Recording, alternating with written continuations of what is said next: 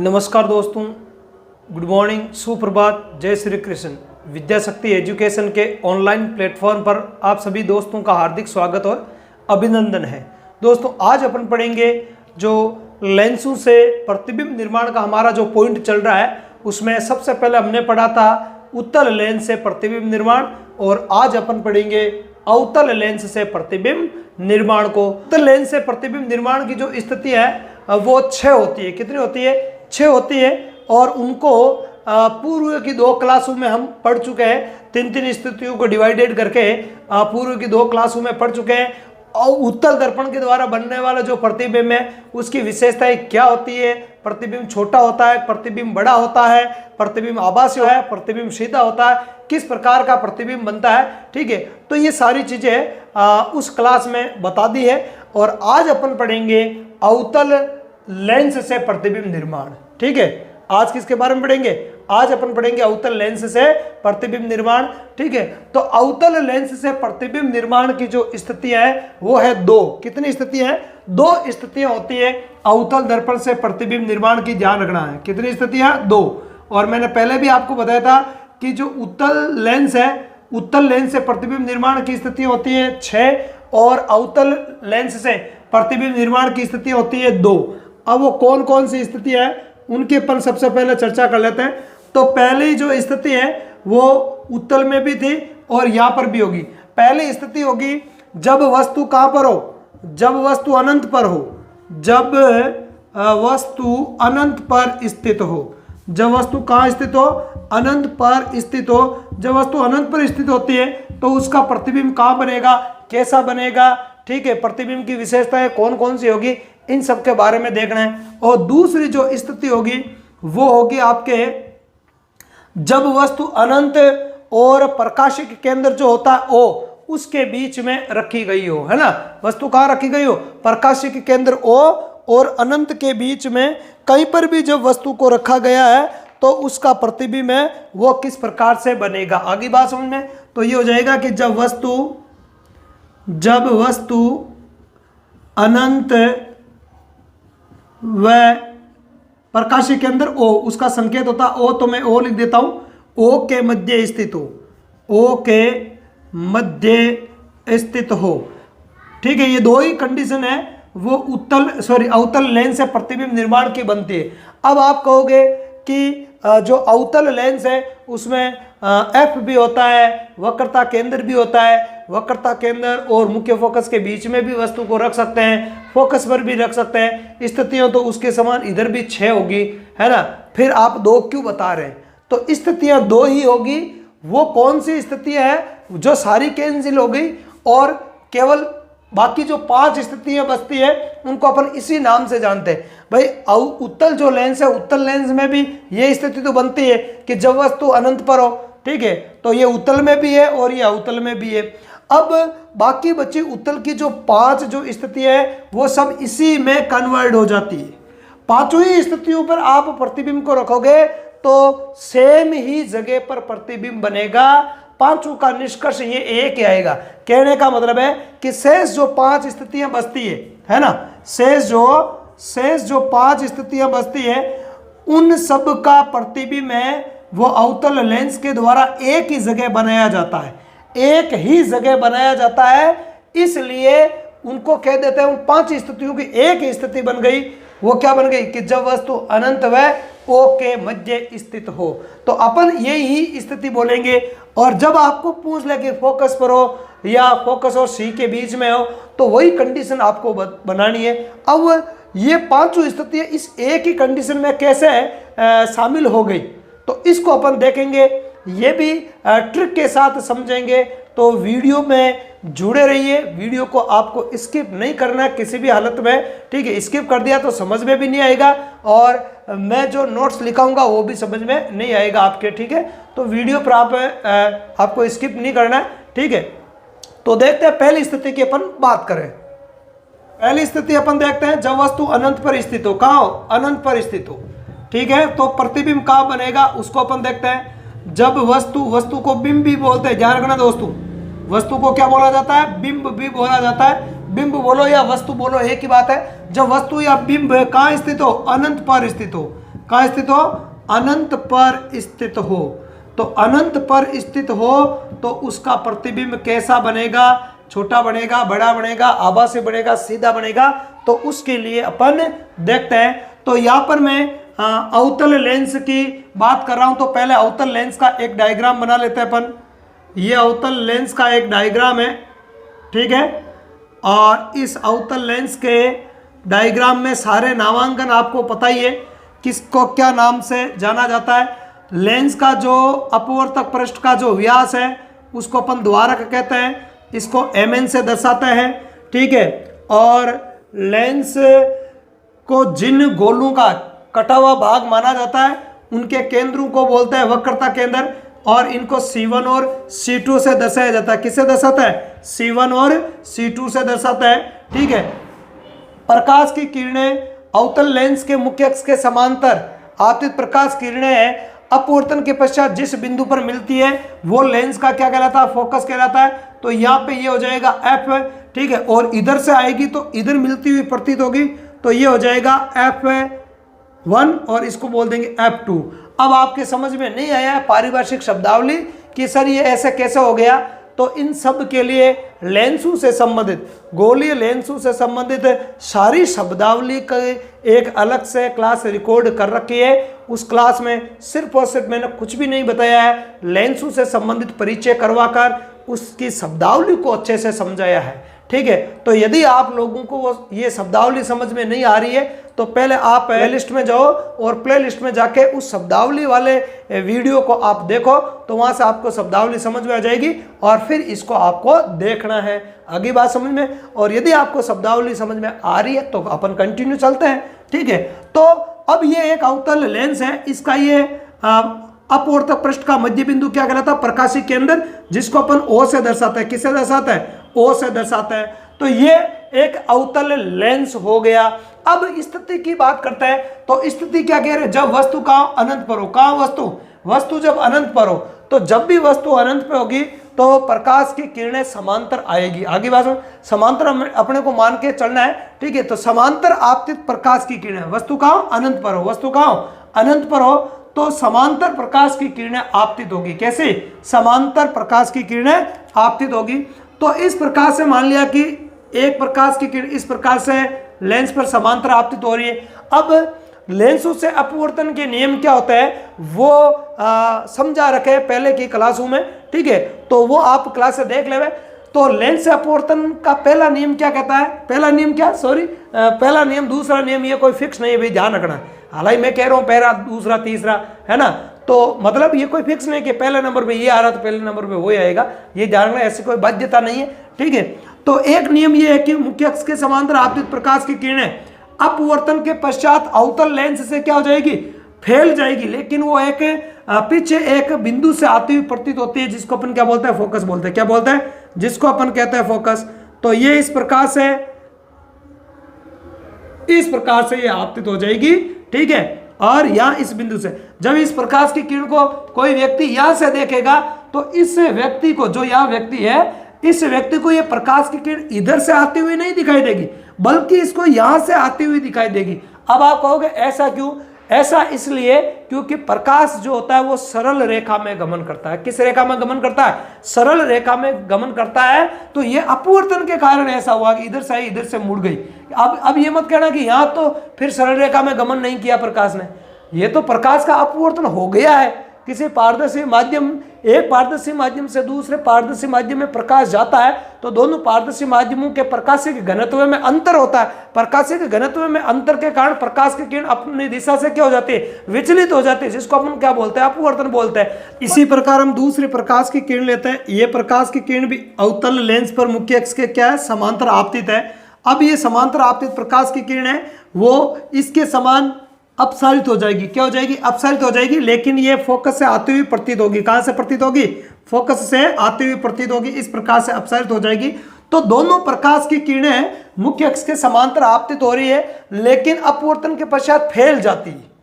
परंतु ये प्रकाश की किरण यहां से देखेंगे तो यहां से आती हुई प्रतीत होगी व्यक्ति को, और ये प्रकाश की किरणें यहां से आती हुई प्रतीत होगी। मतलब दोनों प्रकाश की किरणें एक बिंदु से आती हुई प्रतीत होती है और वो बिंदु है फोकस बिंदु, और यहीं पे उस वस्तु का क्या बन जाएगा, प्रतिबिंब बन जाएगा। क्या बन जाएगा, फोकस पर। प्रतिबिंब कहां बनेगा, अपवर्तित प्रकाश की किरणें जहां एक दूसरे को प्रतिच्छेद करेगी, काटेगी, वहीं पे वस्तु का क्या बनेगा, प्रतिबिंब बनेगा।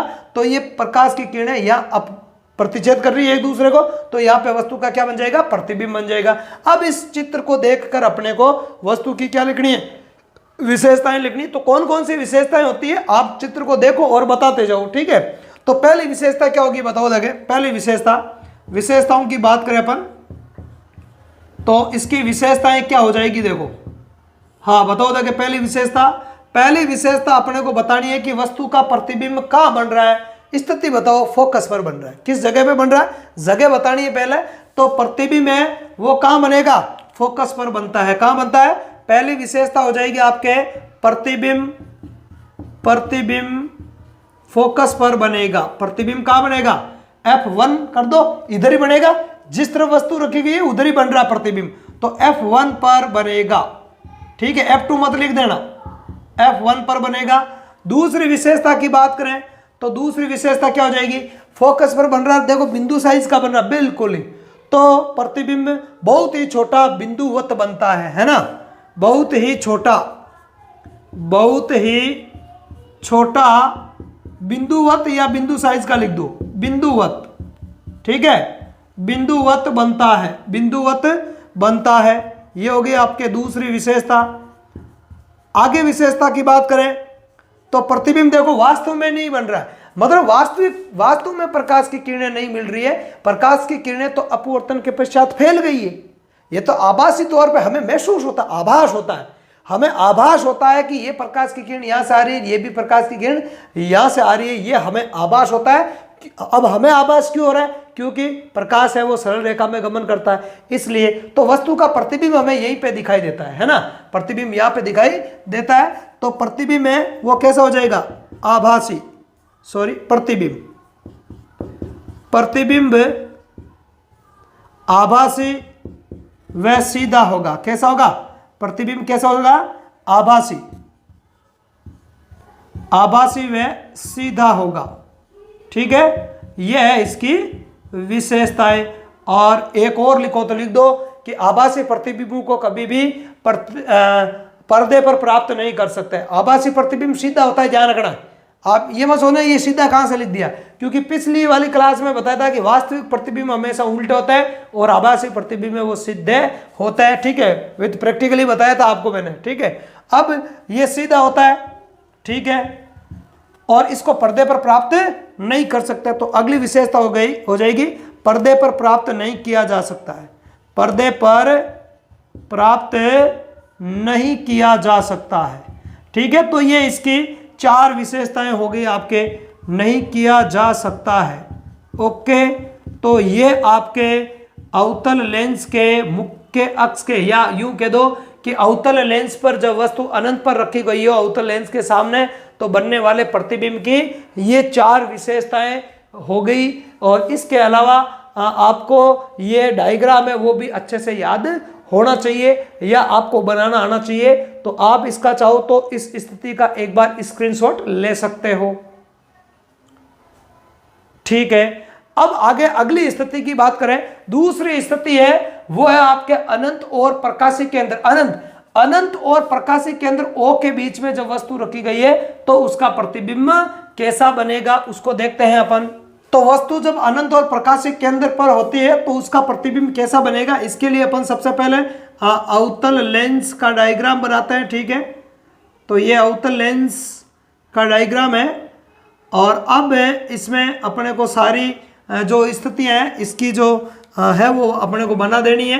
तो ये तो हो जाएगा, क्या हो जाएगा, द्वारक हो जाएगा, और ये हो जाएगा आपके, क्या हो जाएगा, प्रकाश, सॉरी F1 हो जाएगा, इधर हो जाएगा C1, ये हो जाएगा F2 और ये हो जाएगा C2, और ये है आपके प्रकाशी केंद्र O। अब मैंने आपको क्या बताया, मैंने कहा कि उत्तल लेंस में स्थितियां बनती है 6 और अवतल लेंस में स्थितियां बनती है 5। ऐसा क्यों है, पहली स्थिति तो सेम ही है, उत्तल लेंस में भी क्या है, वस्तु अनंत पे होती है, फोकस पर बनता है, लेकिन वो होता है वास्तविक और उल्टा प्रतिबिंब। और अवतल लेंस में जब वस्तु अनंत पे होती है तो भी प्रतिबिंब फोकस पे बनेगा, बिंदु साइज का ही बनेगा, लेकिन आभासी और सीधा बनता है। अब बच्चे शेष 5 स्थितियां उत्तल लेंस वाली, वो सारी की सारी इस एक में ही कन्वर्ट हो जाती है। अब कहोगे एक में कैसे कन्वर्ट हो गई, उसमें भी C1 है, F1 है, O है, और इसमें भी C1 है, F1 है, O है, तो फिर इसमें वो पांचों कंडीशन एक में कैसे कन्वर्ट हो गई, उसका कारण मैं बताऊं। आप क्या करना, आपको क्या करना है, हर स्थिति पे, जैसे वो 5 स्थितियां बच्ची है, कौन सी, उत्तल लेंस वाली, कौन कौन सी, अनंत और C1 के बीच में, फिर C1 पर, फिर C1 और F1 के बीच में, फिर F1 पर, और फिर F1 और O के बीच में।